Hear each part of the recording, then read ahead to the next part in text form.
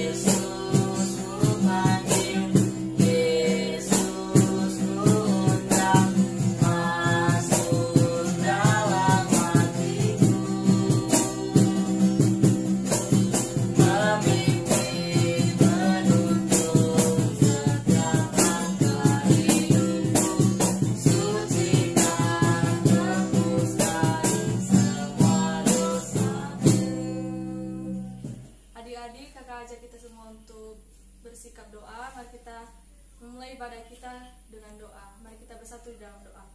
Tuhan Yesus, kami syukur Tuhan, pagi hari ini kami boleh bersama-sama berkumpul lagi di tempat ini.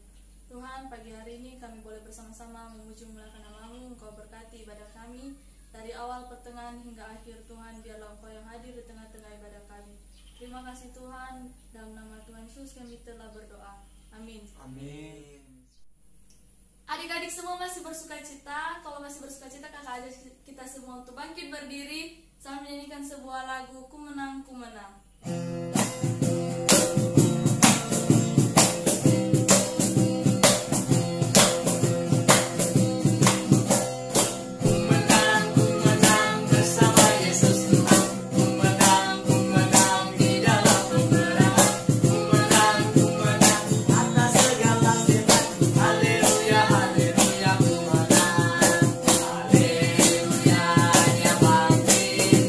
Haleluya, nyanyi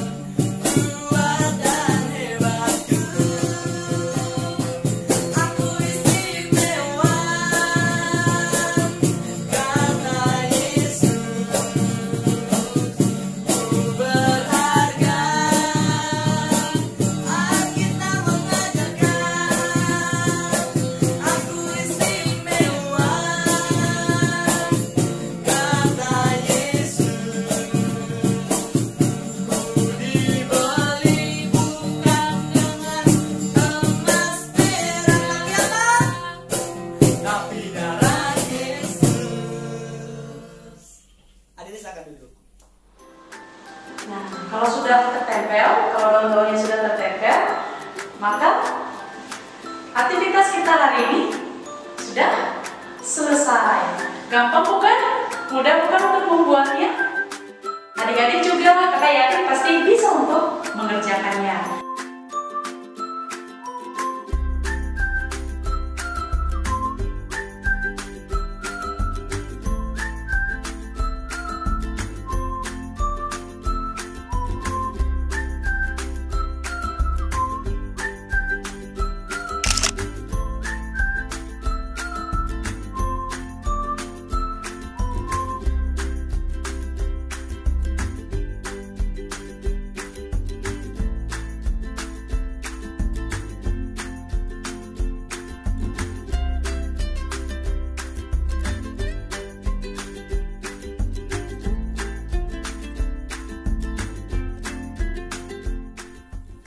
Adik-adik, setelah kita memuji nama Tuhan, saat ini kita akan mendengar firman Tuhan. Namun sebelumnya kakak ajak kita semua untuk bernyanyi Roh Kudus yang manis.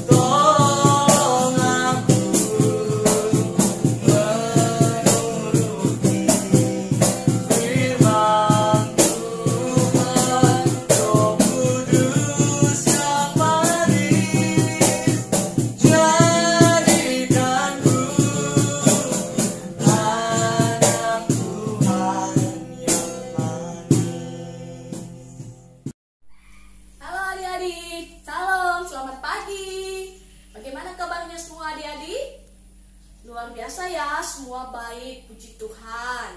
Nah adik-adik, saat ini kita akan mendengarkan firman Tuhan. Tapi sebelumnya kita berdoa ya. Mari kita tenangkan hati kita lipat tangan, kita berdoa. Bapa di dalam surga, kami sungguh bersyukur buat kasih setia Tuhan dalam kehidupan kami. Bapa yang baik, saat ini kami akan mendengarkan firman-Mu. Tuhan Yesus, tolong kami, berkati kami, supaya kami dapat mengerti firman Tuhan dan kami boleh menjadi anak-anak yang melakukan firman Tuhan setiap hari dalam kehidupan kami. Terima kasih Bapa, di dalam nama Tuhan Yesus Kristus kami berdoa. Amin. Nah adik-adik, kakak mau tanya nih, siapa yang di antara adik-adik pernah ikut lomba atau pertandingan? Nah semua ya, kakak senang sekali lihatnya. Nah menurut adik-adik sendiri, mengapa kita harus ikut lomba? Ayo siapa yang bisa jawab, kenapa harus ikut lomba? Nah pintar. Nah ketika kita ikut lomba, di situ waktu kita untuk menunjukkan kemampuan yang kita miliki, atau waktu kita untuk menunjukkan bakat yang kita miliki. Nah, pastinya adik-adik kalau mengikuti suatu perlombaan pasti ada istilah kalah menang. Nah, bagi yang menang dia pasti mendapat sebuah penghargaan atau hadiah yang diberikan kepada dia sebagai ucapan terima kasih atas kemenangan yang dia miliki. Nah, Kak mau tanya lagi, adik-adik sendiri pernah ikut lomba apa? Nah, iya, pernah ikut lomba melukis, pernah ikut lomba cerdas cermat Alkitab, pernah ikut lomba mewarnai. Wow, bagus banget ya. Kalau di sekolah mungkin pernah adik-adik ikut lomba olimpiade, pelajaran IPA gitu, pelajaran IPS, atau pernah juga ikut lomba bernyanyi sama teman-teman. Nah, bagus banget ya adik-adik. Nah, adik-adik bagi yang menang dia pasti mendapat hadiah. Nah, suatu saat juga bagi yang menang itu dia akan menjadi pemimpin. Kenapa adik-adik? Ayo, siapa yang berani berkata di sini, saya pasti bisa, saya kuat. Nah, adik-adik ketika kita berkata seperti itu, kita harus membuktikan, bukan hanya kita berkata. Karena kenapa? Ketika kita membuktikan perkataan kita, orang-orang atau teman-teman yang lain akan percaya kepada kita karena kita sudah membuktikannya. Nah, adik-adik sama halnya juga dengan orang dewasa loh. Ketika orang dewasa ikut lomba olahraga atau ketika ada memilih seorang pemimpin di dalam suatu negara, nah rakyatnya akan tunduk dan taat kepada pemimpinnya itu karena kenapa? Ia telah membuktikan apa perkataannya kepada rakyatnya adik-adik. Nah, adik-adik, hari ini juga kita akan dengarkan sebuah cerita yang sangat menarik, yang penuh dengan sebuah pertandingan dan tantangan yang hebat. Nah, kita akan dengarkan cerita itu dan belajar dari firman Tuhan. Nah, firman Tuhan untuk kita hari ini yaitu terambil atau tertulis dari Keluaran pasal yang ke-5 sampai pasalnya yang ke-12. Nah, panjang sekali ya adik-adik. Nah, kita nggak perlu baca, nanti adik-adik boleh baca sendiri di rumah ya. Nah, ceritanya seperti apa sih adik-adik? Nah, suatu hari Tuhan memanggil Musa untuk menghadap Firaun. Nah, minggu lalu kita sudah belajar bagaimana Tuhan mengutus Musa untuk menghadap Firaun. Nah, hari ini lagi-lagi kita belajar dari satu tokoh yang sama, yaitu Musa. Tetapi adik-adik, di sini dia tidak sendiri. Dia punya teman. Nah, siapakah temannya? Ayo, siapa yang tahu? Nah, bagus, temannya adalah Harun. Harun itu siapa? Harun adalah kakaknya Musa. Adik-adik, pada waktu Musa dan Harun menghadap Firaun, mereka masuk ke istana dan melihat Firaun sedang duduk di tahtanya yang megah. Waktu itu mereka datang menghadap dia, tetapi Firaun menerima mereka dengan sebuah karakter yang sangat angkuh. Dan Firaun ini terkenal memang dia orang yang raja yang angkuh, raja yang ditakuti oleh rakyat. Rakyatnya menganggap dia sebagai dewa, sehingga rakyatnya selalu taat dan tunduk kepadanya. Jadi pada waktu itu Musa dan Harun datang menyampaikan perintah atau firman Tuhan kepada Firaun supaya Firaun membebaskan bangsa Israel atau mengizinkan bangsa Israel pergi untuk beribadah kepada Tuhan di padang gurun. Nah, begini firman Tuhannya adik-adik. Biarkanlah umatku pergi untuk mengadakan perayaan bagiku di padang gurun. Apakah dengan mudahnya Firaun menerima perkataan Musa dan Harun? Tentunya tidak ya adik-adik. Firaun justru sebaliknya yang menantang dengan keras, dengan congkak Harun dan Musa. Nah, dia mengatakan, siapakah Tuhan itu yang harus aku dengar?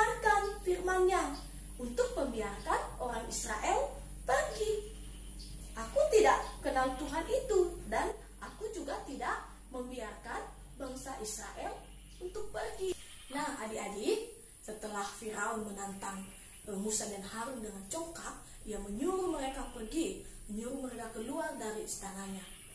Tahu apa yang terjadi adik-adik? Belum lama, belum keluar Musa dan Harun dari istana, Firaun sudah mengeluarkan sebuah perintah baru yang menyampaikan kepada pasukan-pasukan bangsa Mesir dan juga kepada mandor-mandor Israel supaya tidak diberikan jerami kepada bangsa Israel untuk membuat batu bata. Sangat keras sekali, sangat sadis sekali adik-adik. Di sini kita melihat pekerjaan bangsa Israel semakin berat. Mereka harus mengusahakan sendiri untuk mencari jerami.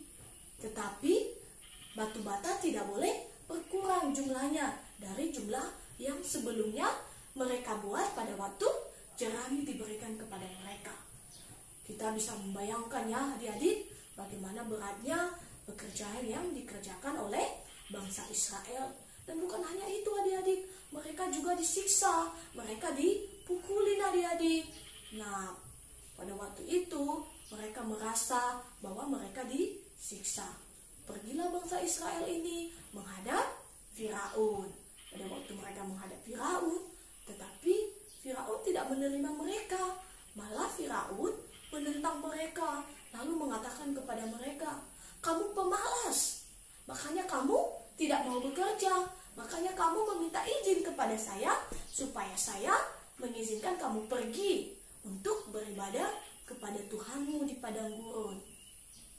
Nah, apa yang terjadi adik-adik? Kita melihat bangsa Israel dengan lesu, mereka pulang, mereka bertemu dengan Musa dan Harun, lalu mereka malah menuduh Musa dan Harun untuk berkata, "Kenapa engkau membiarkan Firaun dan bangsanya dan pasukannya untuk menyiksa kami dalam bekerja?" Nah, dengan hati yang sedih, Musa datang lagi kepada Tuhan. Nah, Musa datang kepada Tuhan dan berkata, "Tuhan, mengapa engkau mengutus aku ke Mesir? Dan mengapa engkau memperlakukan umatmu ini dengan begitu bengis, dengan begitu menderita?" Nah, Tuhan mendengarkan seruannya Musa. Musa diutus lagi oleh Tuhan untuk menghadap Firaun. Nah, ketika Musa dan Harun datang lagi kepada Firaun, apakah Firaun menerima mereka dengan baik? Tentunya tidak. Firaun langsung kembali menentang mereka. Firaun berkata kepada Musa, "Tunjukkanlah kepadaku kuasa Allahmu, buatlah satu mukjizat." Maka dengan keras Musa menyuruh Harun untuk melemparkan tongkatnya. Ketika tongkatnya Harun dilemparkan, maka tongkat itu berubah menjadi ular. Tetapi apakah Firaun takut? Tidak adik-adik. Firaun justru memanggil orang-orang Mesir yang punya ilmu gaib juga. Mereka juga melemparkan juga tongkat mereka dan berubah menjadi ular. Tetapi apa yang kita lihat? Nah, tongkat yang dijadikan Tuhan menjadi ular menelan ular-ular orang Mesir. Kemudian tongkat Harun kembali seperti biasa. Apakah Firaun luluh hatinya? Tidak juga adik-adik. Ia tetap berkeras hati dan tidak mau membiarkan bangsa Israel untuk pergi. Maka karena itu firman Tuhan kembali lagi datang kepada Musa untuk menyampaikan tulah kepada Raja Firaun. Nah, adik-adik, apakah itu tulah? Nah, tulah yaitu ke-10 bencana Allah, bencana yang didatangkan Allah untuk Mesir. Karena kenapa? Karena kekerasan Firaun dan bangsa Mesir sendiri yang tidak membebaskan bangsa Israel. Nah, adik-adik, untuk itu mari kita menyaksikan video berikut, yaitu video tentang tulah.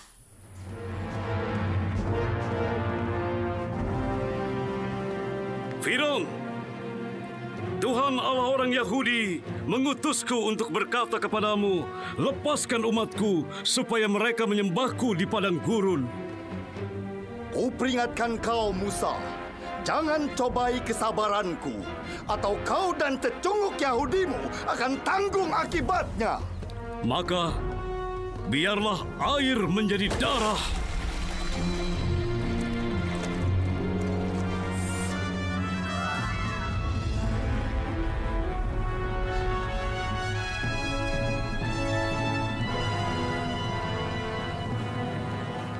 Aku akan mandi di istana sore ini. Harus apa lagi? Demikian kata Tuhan, lepaskan umatku supaya mereka menyembahku. Jangan mimpi. Maka Mesir akan mengalami lebih banyak tulah. Kata, nyamuk, lalat,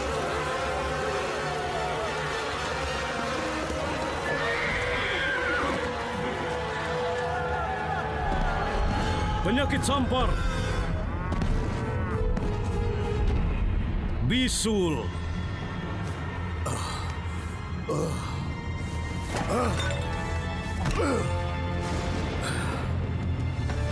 hujan es, belalang,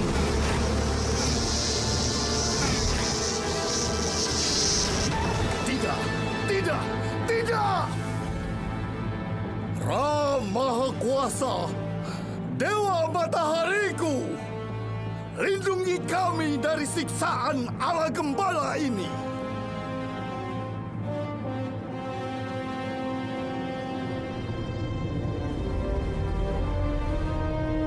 Oke, Ra pasti kapok. Mendingan. Oh, halo. Oh, tidak.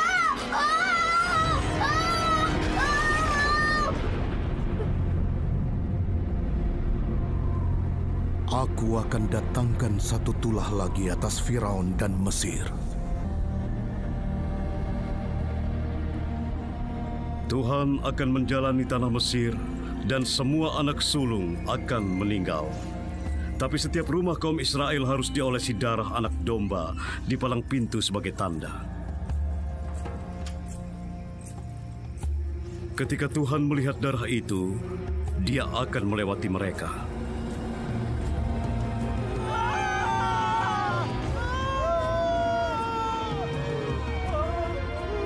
Bahkan anak sulung Firaun akan binasa.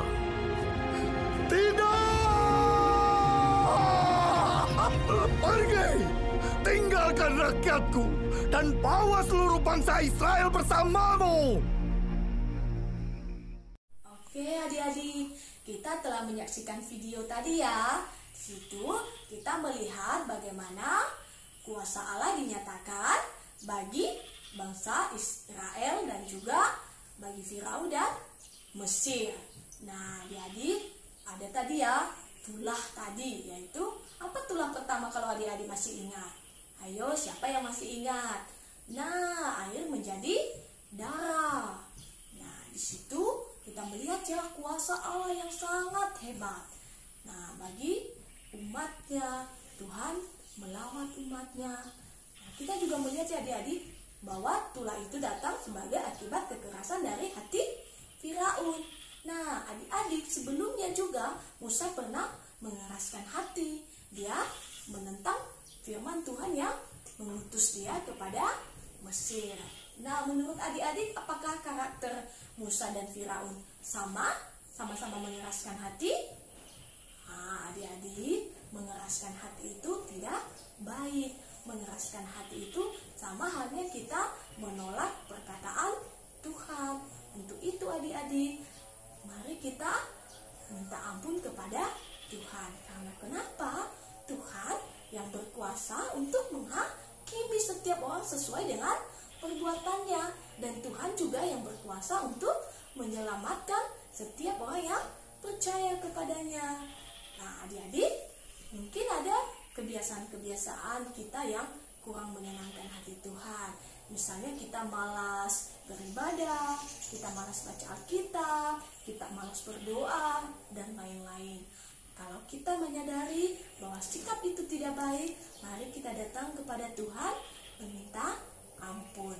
Dan kita harus belajar untuk menghormati Tuhan, terlebih-lebih untuk melakukan setiap perintah Tuhan. Supaya kenapa? Supaya kita tidak seperti Firaun dan bangsa Mesir tadi yang ditimpakan malapetakan karena kekerasan hati, karena pemberontakan kepada Tuhan. Untuk itu adik-adik, mari kita sama-sama belajar untuk melakukan firman Tuhan ini, supaya kita semakin menjadi anak yang takut akan Tuhan, yang mencintai Tuhan, dan menghormati Tuhan. Amin kebenaran firman Tuhan. Mari kita berdoa. Bapa di dalam surga, kami bersyukur buat kebenaran firman-Mu di pagi hari ini yang mengajarkan kami bagaimana supaya kami menjadi anak-anak yang mengenal kuasa Tuhan dan mengenal bagaimana Tuhan bekerja dalam kehidupan kami, dan kami menjadi orang-orang yang takut akan Tuhan, mencintai Tuhan, dan menghormati Tuhan dalam kehidupan kami. Terima kasih Bapa yang baik. Ini kehidupan kami serahkan ke dalam tangan Tuhan Yesus. Di dalam nama Tuhan Yesus kami berdoa dan mengucap syukur.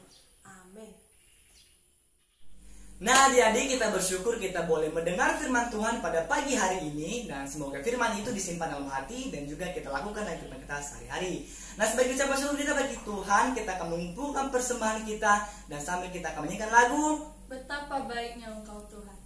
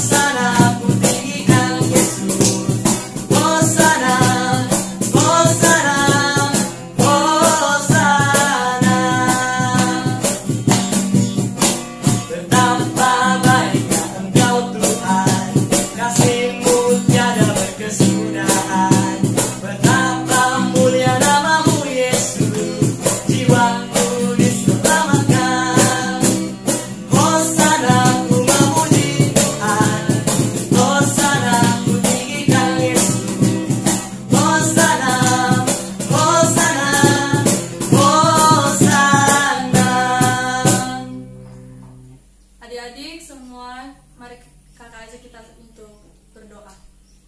Mari kita bersatu dalam doa.